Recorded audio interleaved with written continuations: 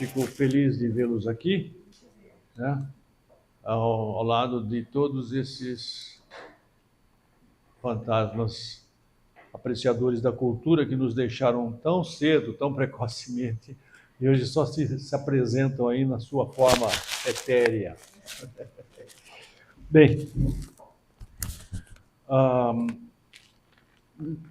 eu vou dar a palavra ao nosso presidente do Instituto Histórico Geográfico Genealógico, né, que tem que abrir esta apresentação.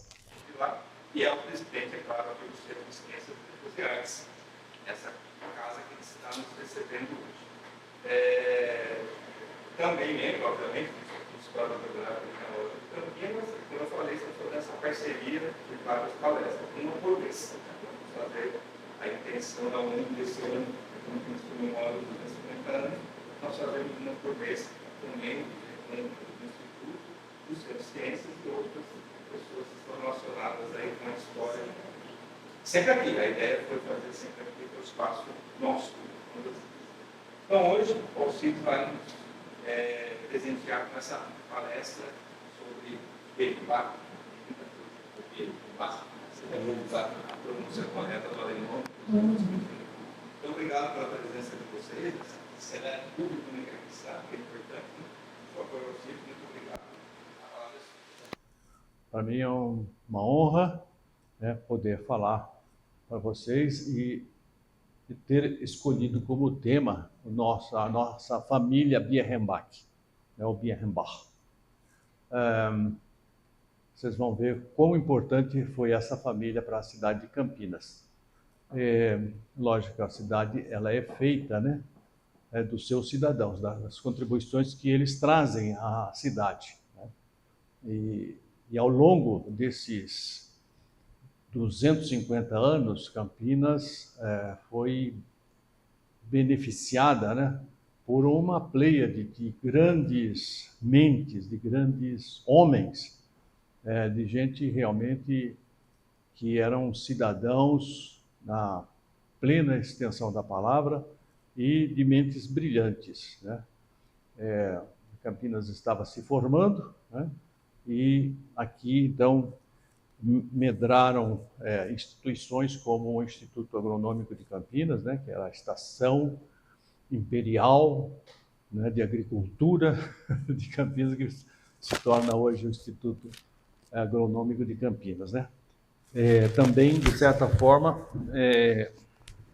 mal cuidada, mal atendida pelo poder público, porque nós temos conhecimento das queixas, né, das reclamações que os próprios pesquisadores fazem do pouco da escassez de verbas, né, para o prosseguimento das pesquisas essas que trouxeram tantos benefícios para a agricultura do nosso país, tanto a lavoura cafeeira, da cana-de-açúcar, né, e até hoje, né, ela apresenta, através da Embrapa e através do Instituto Agronômico, também grandes melhoramentos, né, para a agricultura, né, tornando determinados produtos mais resilientes, né, à falta de chuvas, ao calor, né, e também melhorando assim a sua qualidade genética e de produção. Então, grandes botânicos estiveram a serviço do Instituto Agronômico, né, grandes professores muito capacitados, muito eficientes, muito bem formados, vieram ao Colégio Culto à Ciência, né, que na época se chamava Ginásio do Estado, e que, de certa forma, então, deram a sua contribuição à cidade, né, na formação de jovens muito também brilhantes, muito capacitados, né? Até hoje, né, a gente encontra alunos do Culto à Ciência que se destacam pela sua formação, pelo seu conhecimento.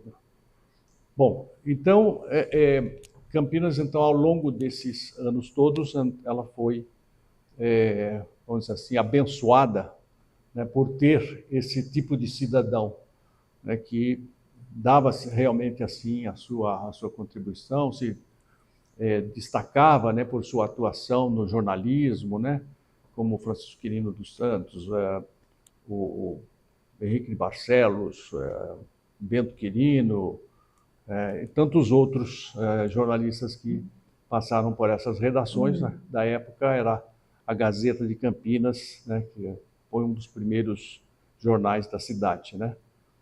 Nós temos, inclusive, na nossa biblioteca, temos aí exemplares, né, que, inclusive, foram digitalizados pela Unicamp, né? E nós temos, então, exemplares desses jornais que estão digitalizados aí à disposição para os pesquisadores. Bem, então, a família Birrenbach é uma dessas joias de Campinas, né, que, através, né, de seus vários integrantes, né, ao longo dos anos, contribuíram tanto para a parte econômica, né, para o desenvolvimento econômico, né, criando aqui a primeira fábrica, né, a fábrica de chapéus, como nós vamos ver, né, como também para a própria cultura, né, que foi, vamos dizer assim, mais bem aquinhoada através do César Birrenbach, né, que é o fundador desta casa, né? César Birrenbach, que foi uma mente totalmente genial, né? E, enfim, vou dizer a vocês que tudo começou, né, com a chegada desta imperatriz aí, que veio se casar com Dom Pedro I, que tinha ficado viúvo da Dona Leopoldina, né? Então, através desse barão, aliás, Marquês de Barbacena, o Dom Pedro mandou a Europa procurar uma candidata a ser a sua princesa, né, a sua imperatriz. E encontrou a Dona Amélia de Leuchtenberg, né, que era linda, jovem, inteligente. Então, eram atributos que o Dom Pedro passou para o Marquês de Barbacena para dizer, olha, você vai lá e você vai encontrar uma pessoa, uma moça que seja jovem, né, que seja inteligente, que seja bonita, né? Esses são os atributos que eu quero, né? E ele foi, né, realmente procurou bastante, né? Teve muitas recusas, né? Umas 15 princesas recusaram, né, essa, vamos dizer assim, honra, né, de vir ao Brasil ser a esposa de Dom Pedro I. Mas a Dona Amélia de Leuchtenberg, ela estava solteira, também não estava muito feliz, sendo muito feliz em conseguir consortes, né? Enfim, aí houve essa viagem, né, da Europa para o Brasil. Ela veio com o irmão dela, né? E na comitiva, né, existia uma guarda real, né, um grupo de militares de confiança, né, que faziam a proteção, né, formavam o séquito da princesa, né? E nesse grupo veio o Johann Birrenbach. O Johann veio ser, então, o avô do César Birrenbach, né? Então, o Johann Birrenbach, ele chegou em 1829, né? E já depois dele ter ido à Guerra Cisplatina, né, que se travava no Rio Grande do Sul, né, por uma determinação do governo imperial, ele teve que ir com a tropa, né, para tentar fazer um trabalho junto às fronteiras para dar segurança àquela fronteira brasileira, né? Mas ele tinha uma certa... não estava confortável sendo militar. Então, o que aconteceu? Ele se desligou do serviço militar e fixou-se em Pelotas. Em Pelotas, ele estabeleceu uma fábrica de chapéu, que aparentemente ele já trouxe esse conhecimento da Alemanha, né? Talvez algum parente dele tenha se dedicado ao fabrico de chapéus, né?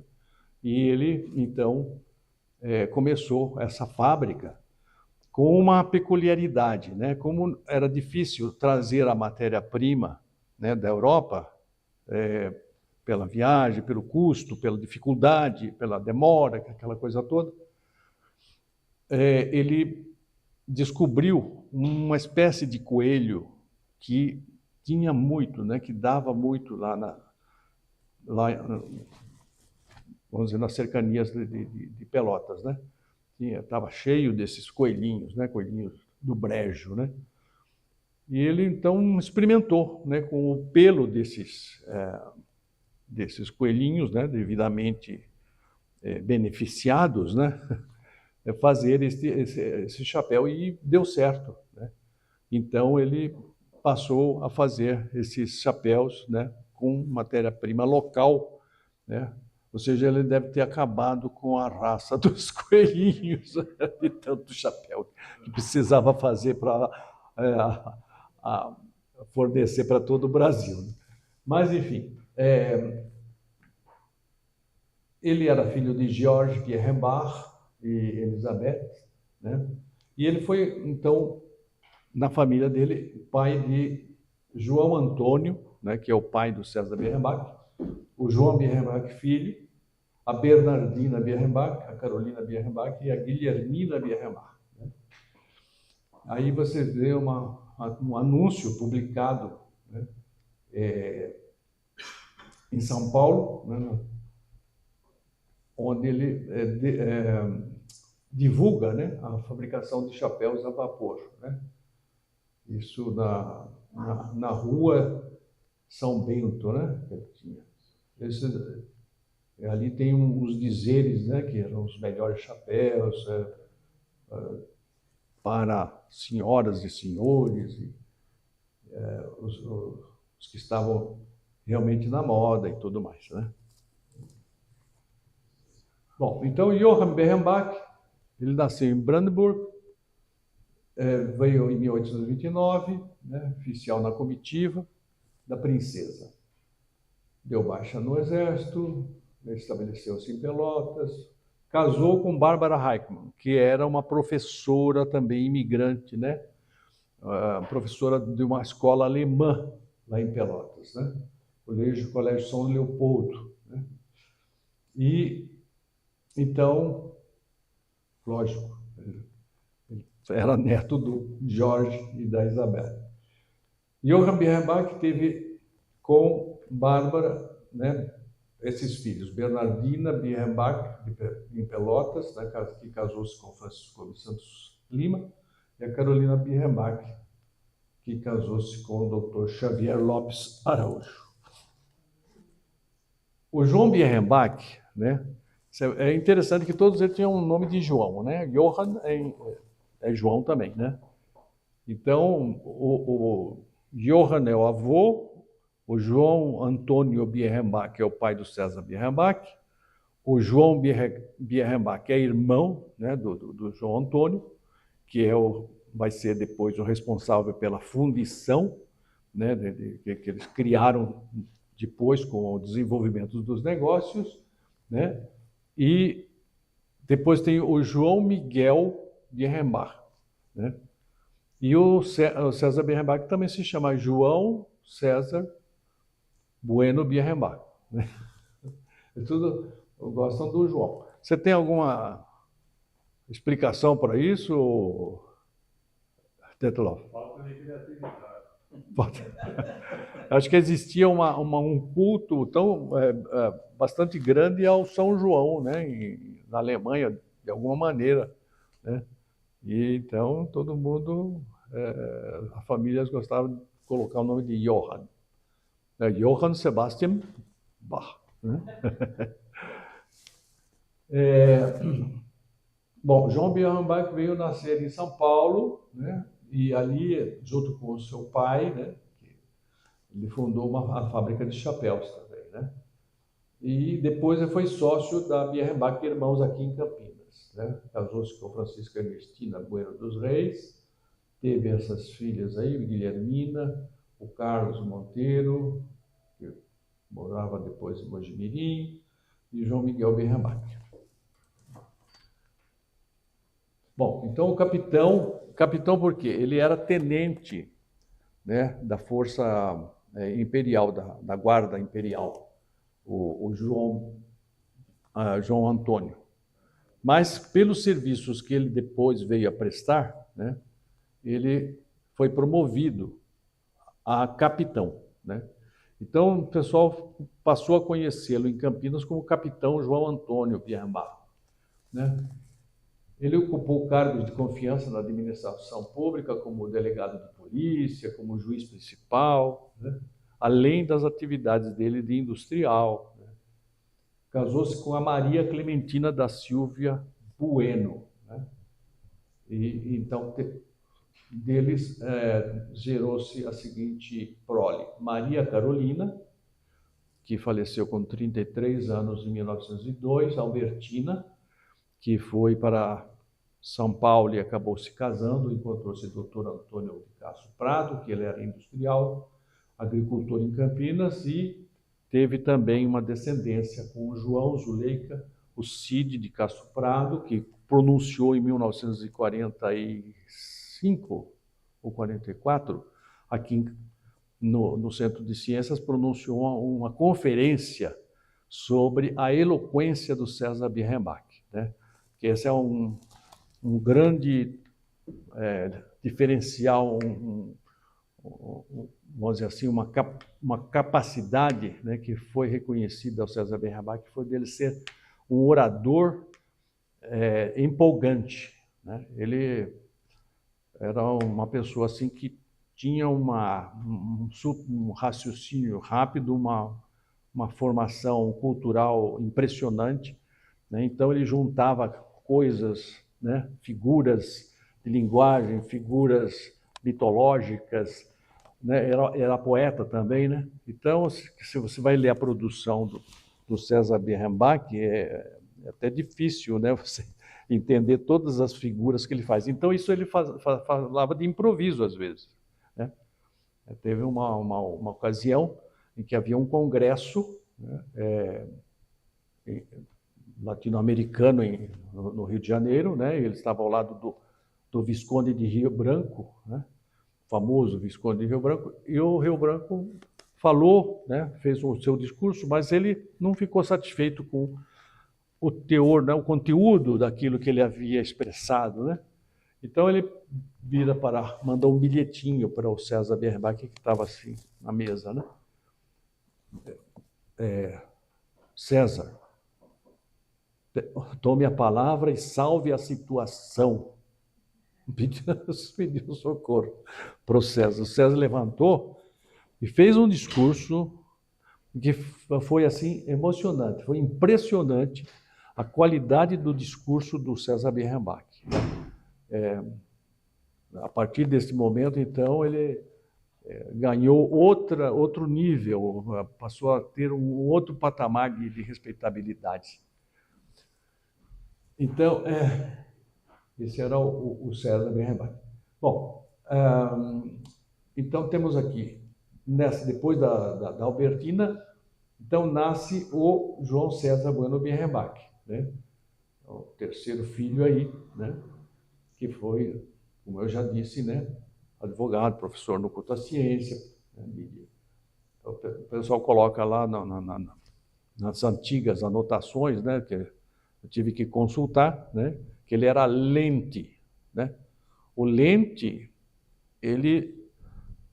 eu tive professor de química que era lente, né? Então, o que ele pegava? Ele pegava o livro de química, né? E aí ele ia lendo, né? Ia lendo. De vez em quando ele parava assim para ele fazer uma explicação.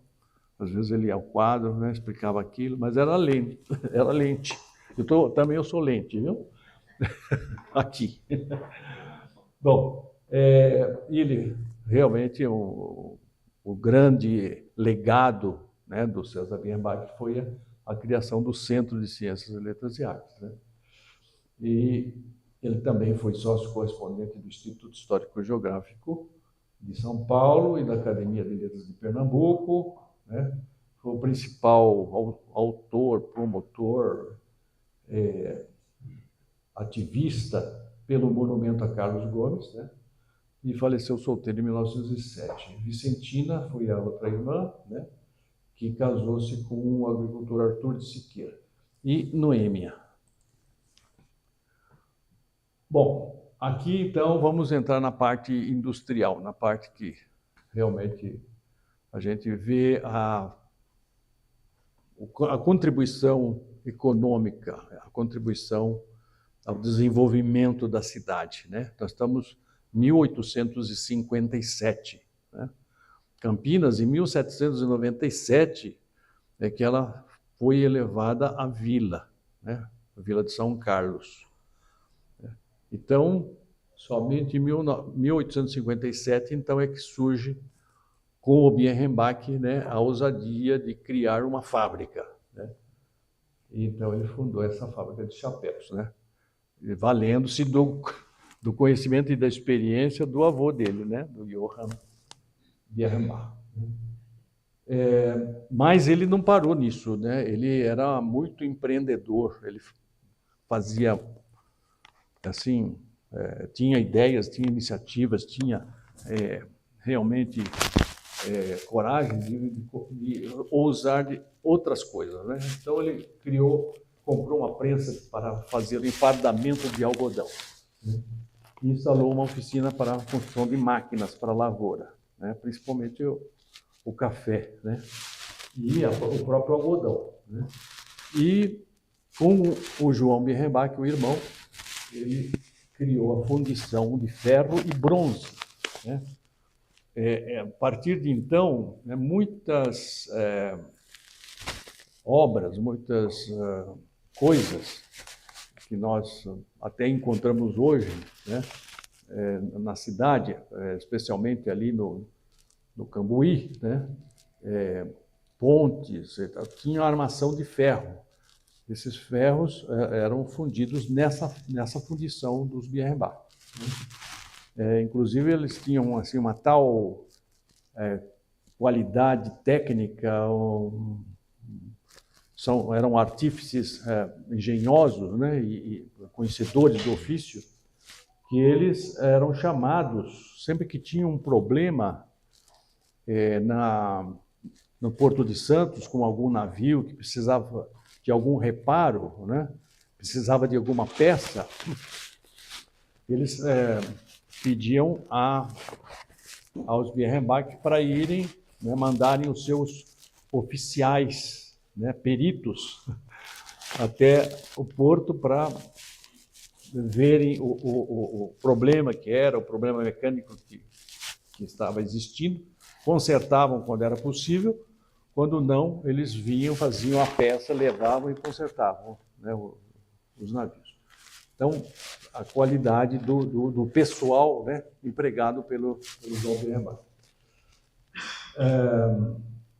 Bom, os produtos deles sempre se destacavam pela qualidade, pela solidez, né? Coisa de alemão, né? Solidez. E foram premiados em exposições, né, tanto no Rio de Janeiro, né, como na Filadélfia, nos Estados Unidos, né, em 1876.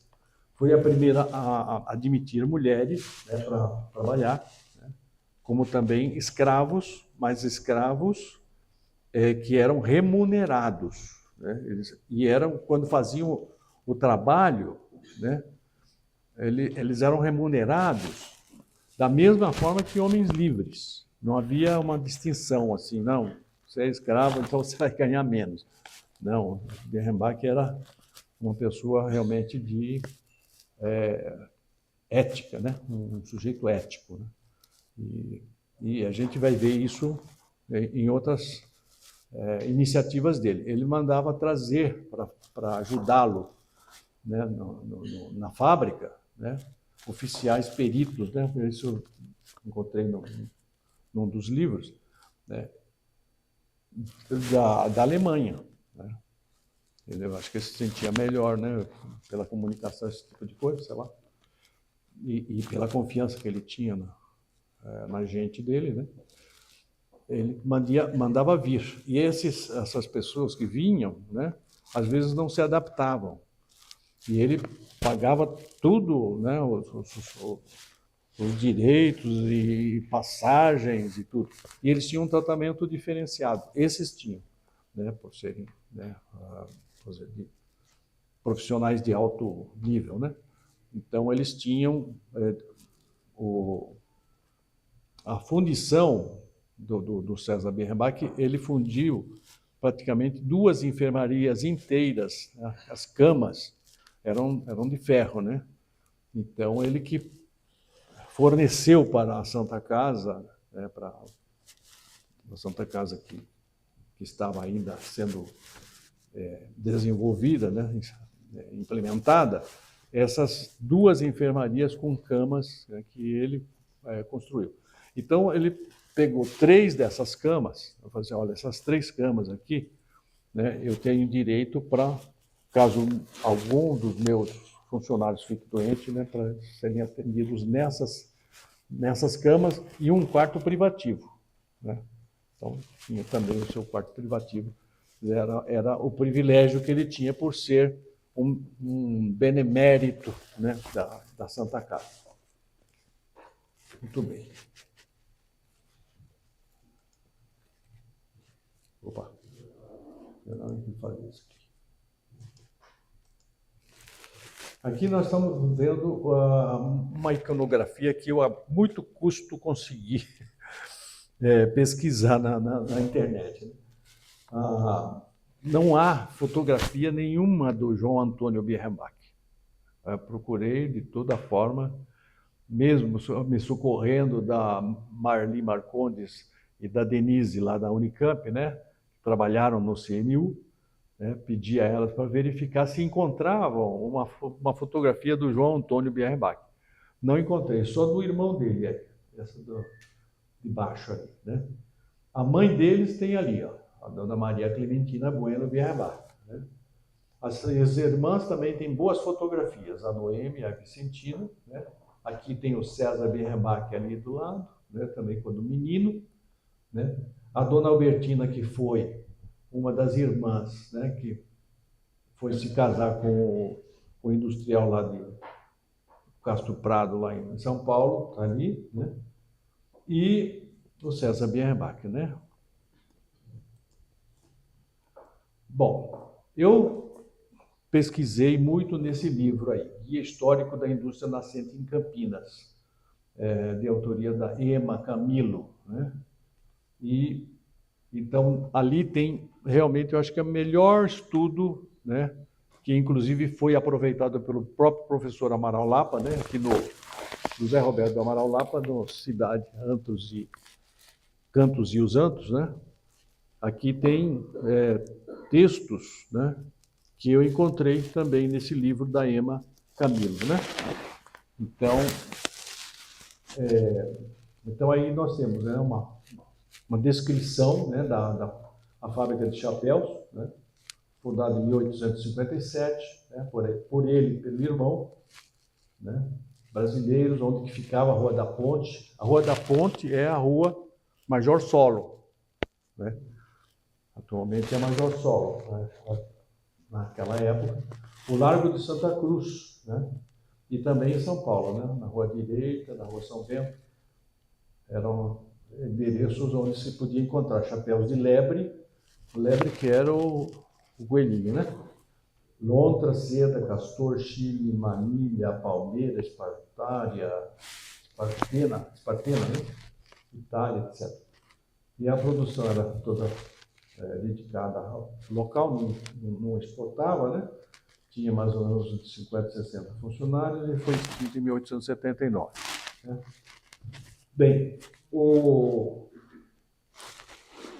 João César Birrenbach, ele era dono de uma propriedade bem extensa, ali na Major Solon, né, no Lago Santa Cruz. Né, a chácara dele começava ali no Lago de Santa Cruz e seguia, né, pela Júlio de Mesquita até mais ou menos a altura do Colégio Progresso. Então, ali tinha a casa dele, né, a fábrica de máquinas, a fundição, né, e uma extensa propriedade, assim, realmente de plantações, né? Tinha horta, né? Tinha também uma viticultura, né? Ele chegou até a fabricar vinho, né? Tinha flores, né? Ele trouxe muitas flores, né? Produziu flores, né? Inclusive a rosa negra, que é uma espécie rara, né? Mas ele tinha um alemão, né? Que era especialista em floricultura, né? Para fazer esses experimentos, plantar isso aí e fazer com que realmente desse assim uma boa florada aí, né? Bom, então depois em 1865 eles começaram com uma fábrica de descaroçar e enfardar algodão, né? No Largo de Santa Cruz, né? Aí eles já começaram a exportar para o norte dos Estados Unidos. E também fechou em 1879. Houve umas brigas da família Birrenbach com a Lidgerwood, por causa vamos dizer assim, da patente, da invenção das máquinas, né? O João Birrenbach, ele desenvolveu uma máquina para descaroçar algodão e também para beneficiamento do café, né? Mas da cabeça dele, evidentemente que tomando por base também um outro desenvolvimento de uma máquina americana, né? Mas ele fazia tudo aqui, né? E a Lidgerwood, ela importava essas máquinas, né? Dos Estados Unidos, né? E aí, então, o Lidgerwood fala que o João Antônio estava copiando as máquinas dele, né? Que isso daí era um problema injusto, né?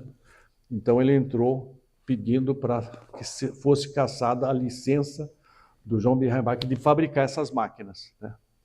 Bom, o Lidgerwood perdeu essa ação, né? Porque o João Birrenbach conseguiu provar que as máquinas ele fazia aqui no Brasil, né? E essa licença ele tinha do governo imperial, né? Para fazer as máquinas aqui, né? E o Lidgerwood importava as máquinas, eram as mesmas máquinas, mas ele trazia de fora, né? Então ficou, o juiz decidiu favoravelmente ao João Antônio Birrenbach e ao João Birrenbach, né? E ao próprio João Miguel Birrenbach, também depois já estava nessa briga, né? Bom, eles fabricavam carros, trolleys, carroças. Os trolleys devem ser uns vagonetes para puxar manualmente, né, e carregar uma coisa de um lado para o outro. Imagino que seja isso, né? Elas usavam vapor como força motriz. Isso também foi um melhoramento que ele introduziu, porque eram manuais antigamente, antes disso, né, eram manuais. Passou a ser com o vapor, né, força de vapor. O João Antônio cuidava da fábrica de chapéus e o João da oficina de fundição de ferro e bronze, né? Aí o Rangel Pestana, né, era um jornalista carioca, né? Fez essa avaliação do trabalho da fábrica, né? Que eles eram brasileiros de verdadeira têmpera americana, talhado para tais empresas, possuem os melhores estabelecimentos industriais da província e, quiçá, do império. Fabricam máquinas para beneficiar café pelo melhor sistema conhecido entre nós. O próprio Dom Pedro II, quando veio a Campinas, ele visitou, né, várias indústrias de Campinas, né, já na época já tinha outras, né? E aí ele foi lá na fábrica de chapéu do João Antônio e, inclusive, ganhou um chapéu de presente, né? Do pelo de coelho. E saiu elogiou muito. Falou que ele tinha, inclusive, visto lá um martelete, né? Pesado, né? Para, acho que prensa, né? Que como ele não tinha visto ainda em lugar nenhum, né? Nem no Rio de Janeiro. Então, realmente, ele era muito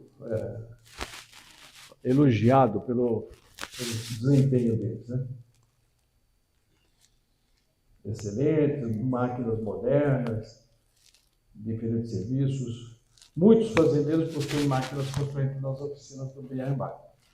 Mostram-se satisfeitos com os resultados oferecidos por eles e gabam-lhe a solidez e a perfeição. Aqui nós temos um anúncio, né, que foi publicado, né, na Gazeta de Campinas, em 1870. Né? A fábrica de descarroçar e enfardar algodão movida a vapor no Largo Santa Cruz, na atual Praça 15 de Novembro.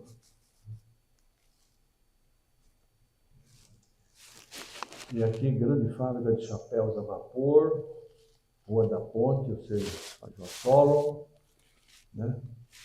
Chapéu de lebre, lontra, pelo de seda, castor, chile, manilha, palmeira, esparteria, Itália, sei lá.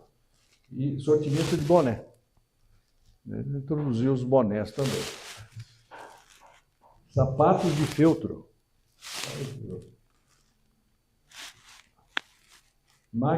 Possui máquina especial para tomar a medida e aprontar qualquer encomenda sob medida, né? Venda a preços reduzidos. Isso foi publicado no Almanaque de Campinas em 1873 e na Gazeta de Campinas em 1872. Aqui nós temos outros anúncios, né, da fundição de ferro, da fábrica a vapor para fabrico de troles, carroças e carros, né? Também publicação na Gazeta de Campinas, eu acho que era o único jornal que tinha aí. Bom, então aqui eu cito, né, o fato do João Antônio gostar da agricultura. Ele recebia revistas sobre agricultura de todo mundo, né? E aí ele ia atrás daquela espécie, né, de planta, né? E aí produziu a famosa rosa negra, que era uma raridade até na Europa, né? Chamada príncipe negro. Introduziu plantas hoje comuns entre nós, como aspargos, né? Imagina que naquele tempo não tinha, né, aspargos em Campinas, né? Beterrabas, ameixas pretas, cereja do Rio Grande, variedade de laranjeiras, limoeiros, doces, ácidos, limas, variedade de bananeiras, macieiras, pereiras, tamareiras. Quanto às flores, introduziu petúnias, né? Chegou a fabricar vinhos, iniciar a plantação de café bourbon, numa fazenda que ele tinha lá em Cajuru, ou numa fazenda de algum amigo, né, que estava em Cajuru. Eu só encontrei essa citação, essa fazenda em Cajuru. Foram sócios fundadores da Sociedade Alemã de Instrução e Leitura, né, e do Colégio Culta Ciência. Quando da inauguração da Santa Casa, foram responsáveis pela montagem completa de 2 enfermarias com camas de ferro de sua fabricação, antes só produzidas no exterior. E mais colchões, travesseiros para 50 leitos, além de doarem fogões, ferros de engomar, grande parte das ferragens necessárias à construção. Quer dizer, além de tudo, né, eles eram muito generosos, né, filântropos, né, filantropos. Bom, com relação à contribuição à cultura, né, bom, aí eu falo sobre encontrei isso aí, né, o Emílio Stoidel. É isso, Stoidel? Stoidel. Relevante professor de piano, né, ele organizou concertos, né, e criou aí esse Clube Santana Gomes. Teve uma reunião em homenagem ao Santana, né, na casa da Maria Clementina Bueno Birrabá. Né? Aí participaram Emílio Henkin, Santana Gomes, o próprio Emílio Stoidel, e com partes de cantores, né, de cantora, do Antônia Leonor Cardoso, né, alunas da Joaquina Gomes, que era irmã do Carlos Gomes. A Joaquina Gomes era professora de canto e de piano também, né, que casou-se com o Henkin. Né? Como é que era o nome do Henkin mesmo? Você lembra? Tem até uma rua lá. Emílio Hermano Henkin, né?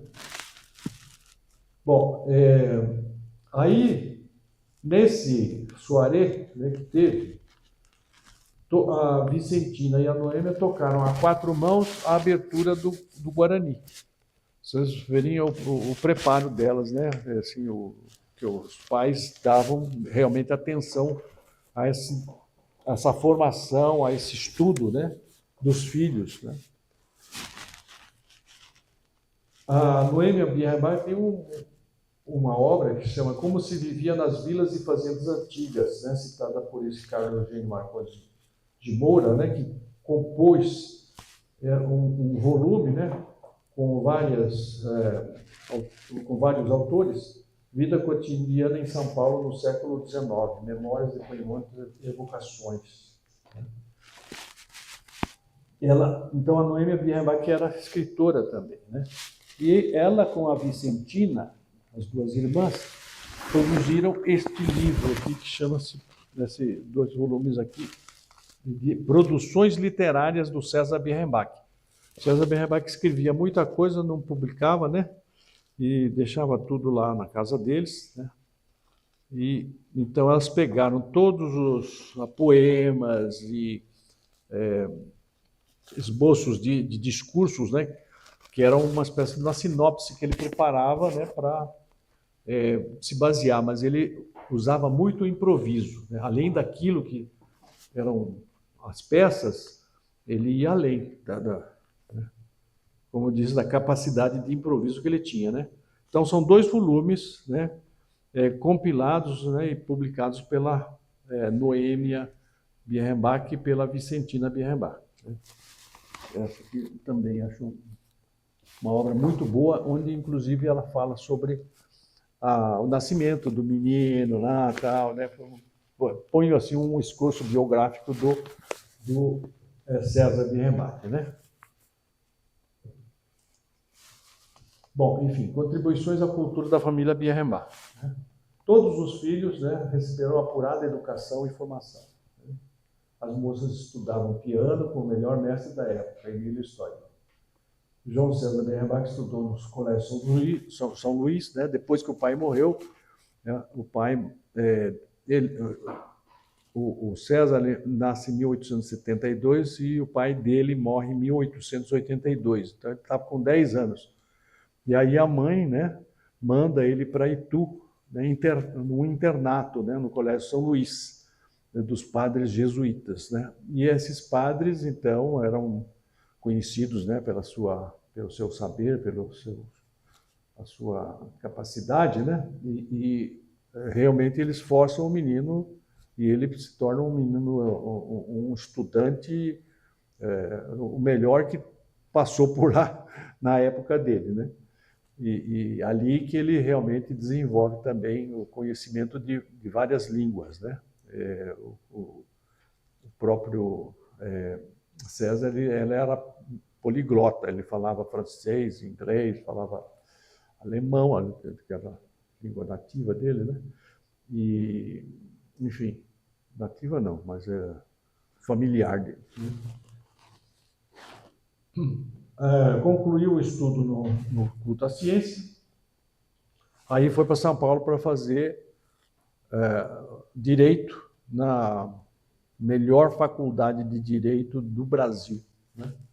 Que deu grandes cabeças para a ciência jurídica, né? Que era a famosa Faculdade de Direito do Largo de São Francisco, né? Consagrou-se como grande eloquente tribuno, advogado, escritor, professor de História Universal, ativista pelo nascente latino-americanismo na América do Sul. Esse daí era uma coisa que ele achava que não deveria haver, né, uma distinção entre países, né, da América Latina, tudo devia ser uma irmandade só, né, enfim, mais ou menos a lá Che Guevara, assim, o pensamento dele na época. E ele se bate muito pela independência de Cuba, né? Ele teve uma passagem pelo Chile e saudou, né, quando uma esquadra da Marinha chilena esteve de passagem no Brasil, né? Ele foi encarregado de fazer a saudação àquela tripulação, né, de oficiais da Marinha, né? E ele faz uma saudação inesquecível, que os próprios oficiais depois relembram e apreciam muito, né? Bom, fundou o Centro de Ciências, né? Isso realmente foi um grande legado à cidade, né? E nós estamos aqui até hoje, graças a ele, né? Ao lado de outras genialidades, como o Coelho Neto, né? Número 2 da Academia Brasileira de Letras, né? Companheiro lá do Machado de Assis. E João de Campos Novaes, né? Que era um grande botânico, também um sujeitinho genial, viu? Realmente era como eles chamavam, como se chama, né? Como que se pode intitulá-lo de polímata, né? Porque ele era quase uma enciclopédia, né? Ele entendia de botânica e de música, era músico também, né? Foi aluno do culto à ciência. Enfim. Bom, o João Antônio Bierrenbach e o João Bierrenbach, eles foram vereadores em Campinas. O João Bierrenbach, João Antônio, foi numa legislatura só. Já o João Bierrenbach foi em 3, né? Foi vereador. A dona Maria Clementina, ela enviou em 1882, né, como eu já falei, e ela que ficou encarregada de conduzir os negócios, né, da família, né, que eram muitos, e da educação dos filhos. Ela também dedicou-se à benemerência, apoiou César Bierrenbach em todos os seus empreendimentos culturais, viagens internacionais, né, e até cedeu uma casa que ela tinha aqui na Rua Barão de Jaguara para ser uma sede provisória, a primeira sede provisória do Centro de Ciências, né? As reuniões se faziam ali. Foi acionista da Estrada de Ferro Mogiana, né, assim como também suas 2 filhas, né? Encontrei lá quantas cotas tinha cada uma. Interessante. A Noêmia era que tinha menos ações. A Vicentina tinha um pouco mais e a Maria Clementina tinha muitas. Aqui nós temos uma primeira diretoria do Centro de Ciências, Letras e Artes, né? O César Bierrenbach está ali de pé, né? A gente pode vê-lo ali ao lado do outro bigodudo ali. E o Zé de Campos Novaes, esse gordinho aí, tá? Segundo sentado aí. Eu não sei o nome de todos, mas existe a informação. Essa foi a primeira sede do Centro de Ciências, né? Na esquina da Conceição com a Glicério, né? Era realmente um monumento, né? Tem numa das atas que o César ele era tão monumental, a cabeça dele era, vivia assim em amplos projetos, né? Queria as coisas melhores, mais grandiosas, mais... era um apaixonado, né? Ele era puro coração, pura vontade, né? E então vocês veem qual que foi a primeira sede do Centro de Ciências, né? A gente vê um palacete ali na esquina da Conceição com a sede, né? E olha, o tamanho, né, a suntuosidade do nosso auditório, como era o primeiro. Quantas cadeiras, a parede toda forrada de quadros, um belíssimo do palco com cortinado. Né? Enfim, uma maravilha, né?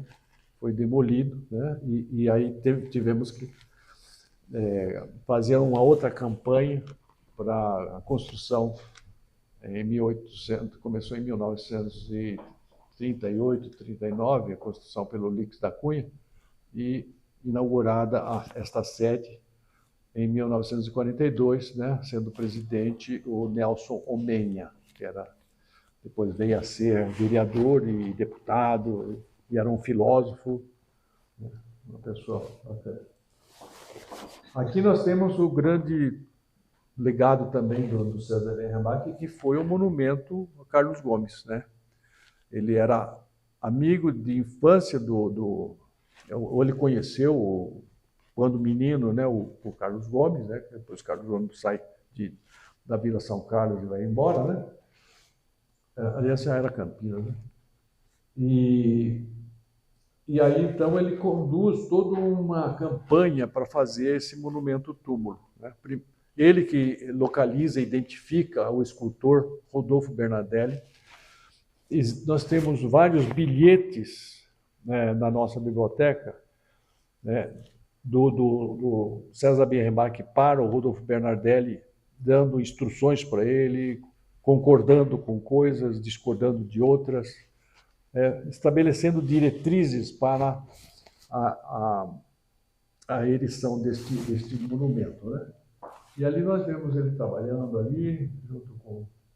Ele inspecionava as obras, e tem uma foto ali que aparecem, né, também ao lado dele, do próprio César Bernabach, que está aqui no cantinho, né, de Chapéu Coco, o Campos Salles, né, o Santana Gomes, o Campos Salles está de chapéu branco ali, né, a famosa barba dele, né? Isso.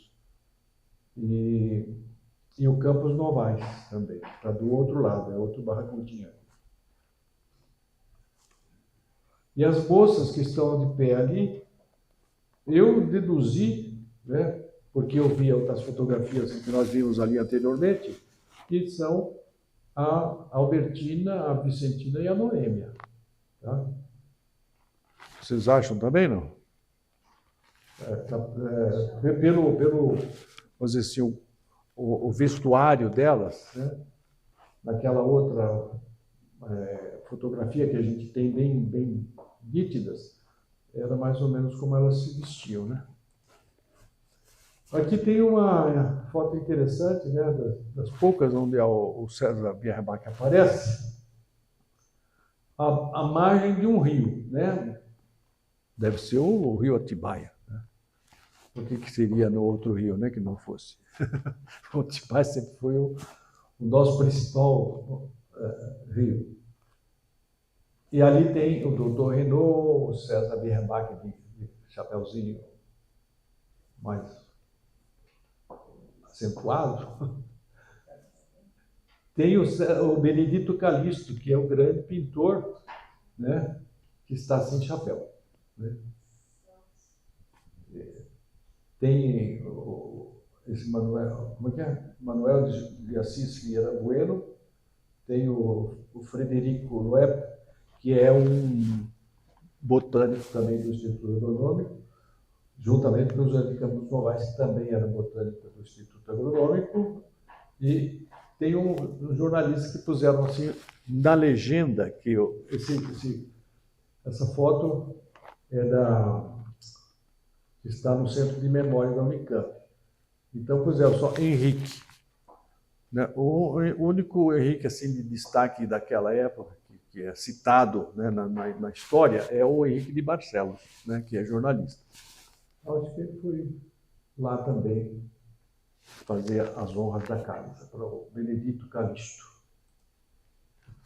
Aqui, nos 150 anos, né, do nascimento de César Bernbach, nós fomos até o cemitério de Saudade, né? Aliás, encontramos este túmulo totalmente sujo, abandonado, preto, não se conseguia ver o que estava escrito na lápide, né? E aí nós contratamos os próprios funcionários lá da Saudade para fazerem a limpeza. Eles realmente limparam, e aí nós vimos que está o João Antônio Bernbach, né? Está a Maria Clementina, né? Mãe dele, a mãe do César Bernbach, está a Maria Carolina, e está o César Bernbach, né? E tem também a Vicentina aí, né? A Noêmia, eu não sei, talvez tenha morrido em outro lugar. E aí nós fomos fazer essa visita lá, o Giovanni fez um discurso, né? Nós convidamos para que mais pessoas fossem, né? Mas somente apareceram esses heróis aí. 150 anos do nascimento de César Bernbach. Aqui nós temos a Erma, né? Onde estava inicialmente? Ela estava no lugar que hoje está o monumento do Bento Quirino. Estava na praça, que na época era Tomás Alves, né? Praça Tomás Alves. Depois, quando puseram o Bento Quirino aí, passou a ser Praça Bento Quirino, e aquela partezinha lá onde está o monumento do Carlos Gomes é a Praça Tomás Alves. Bem, enfim, era uma praça bonita, né? Totalmente ajardinada, como também era o Largo do Rosário, né? Eu acho assim que era fantástica pelas fotografias que a gente vê, né? Tinha aquele chafariz, tinha árvores, né? Tinha uma entrada toda com arbustos do lado. Não, ia ser um lugar maravilhoso de se ficar, né? E aí era a aparência da hoje deturpada, vilipendiada Praça Bento Quirino, né? E a Erma saiu daí e foi para frente da Matriz do Carmo, né? E há poucos dias atrás, né, questão de um mês e pouco, pintaram, né, um óculos na Erma, puseram o cabelo dele dourado. Ah, meu Deus, coisa incrível. E aí tem o chafariz também, tem um chafariz ali no meio, né? Também é uma foto que me foi cedida pela Marli, né, que conseguiu lá no CMU, né? E quem esculpiu essa Erma foi o Rodolfo Bernardelli. Quando soube da morte do César Bernbach, né, os amigos aqui de Campinas, né, se mobilizaram e foram até o Rodolfo Bernardelli, e ele não se fez de rogado, devia muito, né, para o César Bernbach, e fez esta belíssima Erma, muito fiel à fisionomia, né? Como ele fez tudo, né? O próprio Carlos Gomes lá, se a gente vê a felicidade da escultura, das feições do Carlos Gomes, como ele reproduziu a fidelidade, né? César Bierbach, cuja trajetória brilhante estava no apogeu, devastado por desilusão amorosa, demonstrou a força avassaladora de sua paixão pelos ideais. Faleceu a 7 de junho de 1907, aos 35 anos. Seu amigo, o escultor que escolheu para edificar o monumento a Carlos Gomes, Rodolfo Bernardelli, rendeu-lhe homenagem e imortalizou-o em bronze. Ele parece que se matou, não foi? Ele cometeu suicídio. Cometeu suicídio. Não foi uma morte natural. Não. Ele demonstrou a força avassaladora de sua paixão e faleceu. Então, mas foi uma maneira, vou dizer, maneira elegante da gente dar a notícia. Não é que antigamente, até há pouco tempo, se falava em suicídio a meia boca, principalmente se a figura que fazia isso pertencesse a uma família de renome. Verdade. Não escondia, né? Foi. Realmente aconteceu isso também aí com o César Bierbach. Mas é o seguinte, no dia seguinte à morte dele, né, o jornal do Rio de Janeiro, não me lembro qual agora, mas ele publicou um necrológio, o resultado da autópsia, né? Foi feita uma autópsia e está bem descrito todo o laudo do médico legista, né? Como que se encontrava o corpo e tal, assim, assado. E ele se enforcou com a cinta que envolvia o baú, sabe? Que ele tinha um baúzinho, né? Antigamente o baúzinho era para fechar melhor, né? Tinha uma cinta. Ele tirou aquela cinta e com aquilo se pendurou. Quem era a paixão dele que levou a cidade?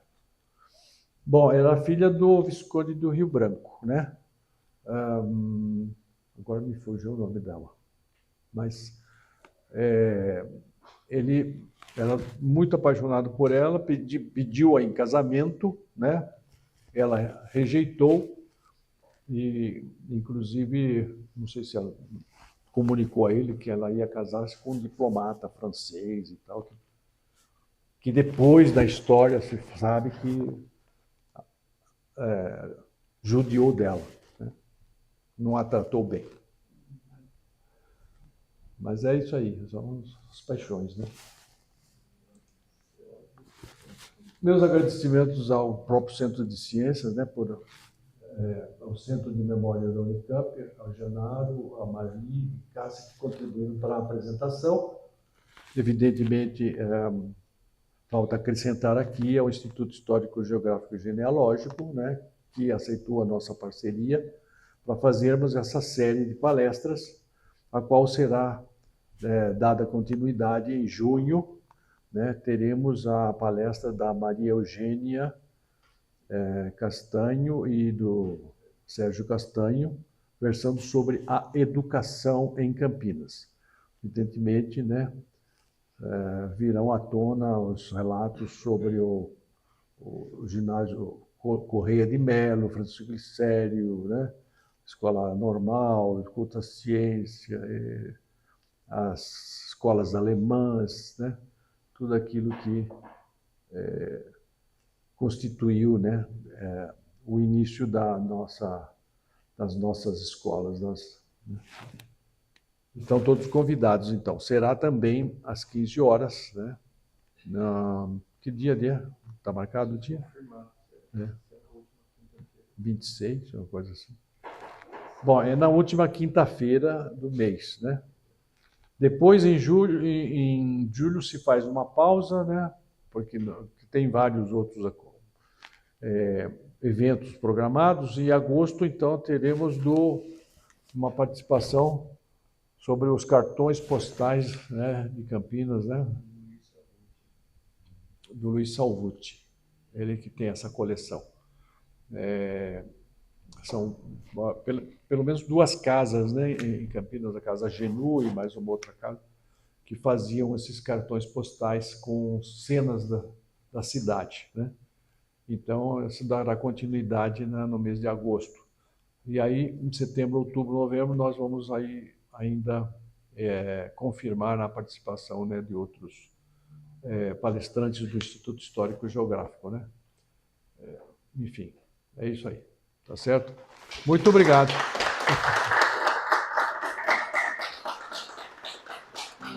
Muito obrigado, agradeço muito.